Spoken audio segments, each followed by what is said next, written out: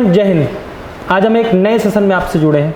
Session ऐसा है कि शील्ड डिफेंस कॉलेज के पेरेंट्स आए हुए हैं और इनका एक्सपीरियंस हम आपके साथ शेयर करना चाहते हैं कि पिछले एक साल में इनका जो बच्चा है क्लास 7 में हमारे यहाँ एडमिशन लिया था, क्लास 8 में अब की बार तकरीबन एक साल हो गया, क्लास 8 में अब ये पढ़ रहे हैं।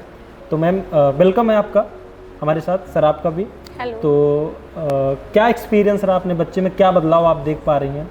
और मैं 2-3 मोटी मोटी चीज़ें आपसे पूछूंगा। पहला ये कि जब शील्ड डिफेंस कॉलेज में आपने एडमिशन कराया था अपने बच्चे का, और अब पिछले एक साल में क्या बदलाव, क्या चेंजेस देख रहे हैं? पॉजिटिव चेंजेस हैं या नेगेटिव हैं, क्या आप देख पा रही हैं? सर, मैंने जब एडमिशन कराया था अपने बच्चे का तो मैंने स्पेशली पढ़ाई के लिए करवाया था। मेरी स्थिति ऐसी थी उस समय कि मैं अपने बच्चे को बेड से उठा के नीचे ज़मीन में फेंकती थी कि स्कूल जाना है। जी जी। और बच्चा नहीं जाता था तो नहीं जाता था। फिर आखिरी में मैंने हार मान ली कि लगता है मेरा बच्चा पढ़ाई नहीं कर पाएगा। फिर एकदम से मैंने रिसर्च किया कि मेरे को बोर्डिंग में डालना चाहिए। शील्ड डिफेंस का मैंने रिसर्च किया। जी जी। तो फिर मैं यहाँ पे इंक्वायरी के लिए आई। जी। फिर मुझे पूरा दिखाया गया, मुझे बहुत अच्छा लगा यहाँ पे, हर चीज़ समझ में आई। जी। फिर उसके बाद मैंने बच्चे को एडमिशन कराया जी। और उस दिन के बाद मेरे बच्चा आज क्लास में फर्स्ट आ रहा है। मेरे लिए बहुत प्राउड का बात है, बहुत ही ज़्यादा। मैम जैसे इसमें कुछ चीज़ें मैं ऐड करना चाहूँगा कि जैसा आपने कहा कि बच्चे की रूटीन इनरेगुलर थी ना, कि आप स्कूल नहीं जा रहा था बच्चा। तो मैं बता दूं कि शील्ड डिफेंस कॉलेज के हमारे पास 4 स्तंभ है। वो स्तंभ, पहला ये स्तंभ है जो सबसे मजबूत स्तंभ है, जिसके लिए हम शील्ड डिफेंस कॉलेज जाना जाता है कि डिसिप्लिन। जी। दूसरा हमारा एजुकेशन का है। तीसरा हमारा फिजिकल हेल्थ है। जब तक आपका फिजिकल हेल्थ सही नहीं रहेगा तब तक आप कोई चीज़ अच्छा नहीं कर पाएंगे। और चौथा आपका सेल्फ कॉन्फिडेंस, आत्मविश्वास। इन 4 चीज़ों पे मैम हम काम करते हैं। बच्चों के डिसिप्लिन पे काम करते हैं, एजुकेशन पे काम करते हैं, फिजिकल हेल्थ पे काम करते हैं, और उसका जो सेल्फ कॉन्फिडेंस है कैसे बढ़ पाएगा, वो अपने आप में कैसे देख पा रहा है कि हम एक मजबूत तैयारी, मजबूत स्टूडेंट कैसे बन पाएंगे। हम चारों पे काम करते हैं। तो सब मिला के आप सेटिस्फाई हैं यहाँ से?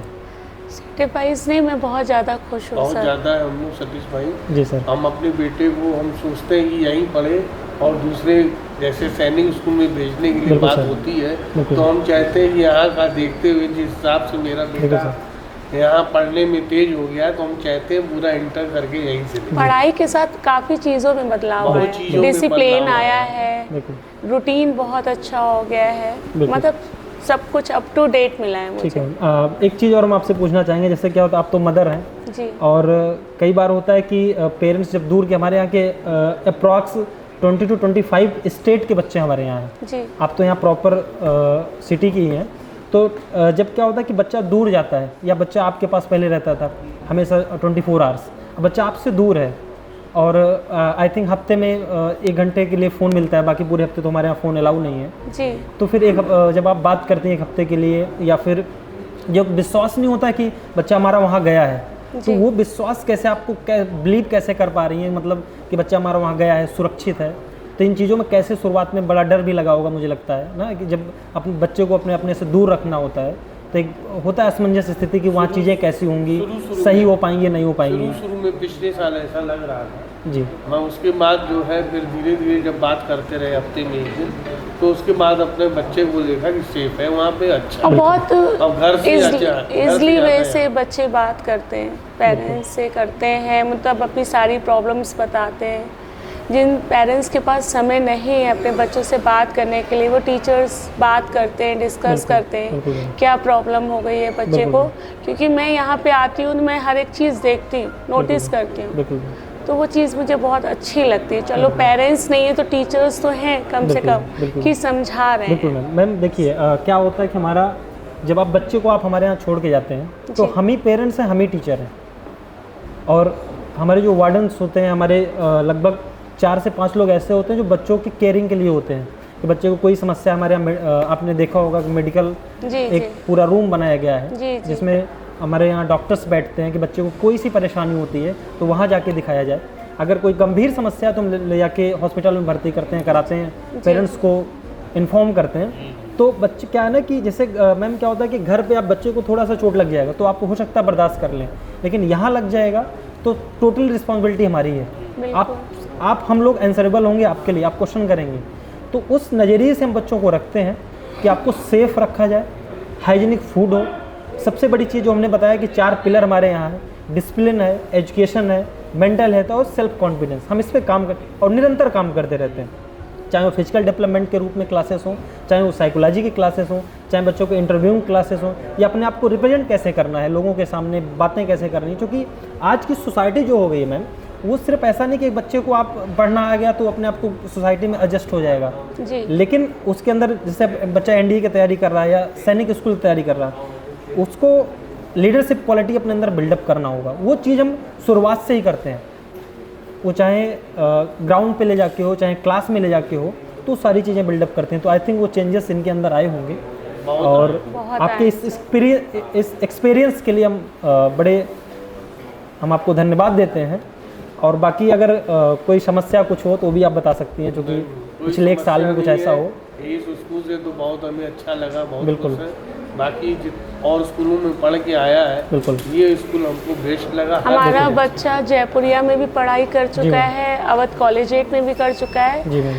पर हर बार मुझे सिर्फ कंप्लेन मिली, आपका बच्चा ये, आपका बच्चा वो। मतलब मैं बहुत ज़्यादा स्ट्रेस में थी। पढ़ने में भी वहाँ वीक था, यहाँ तो सबसे बहुत अच्छा रिजल्ट दिया है। देखिए क्या होता है कि सर जब हम किसी बच्चे को देखते हैं, जब आप शुरुआत में आए होंगे तो आप देखे होंगे एक इंटरव्यू यहाँ पे हुआ होगा और एक टेस्ट पेपर हुआ होगा।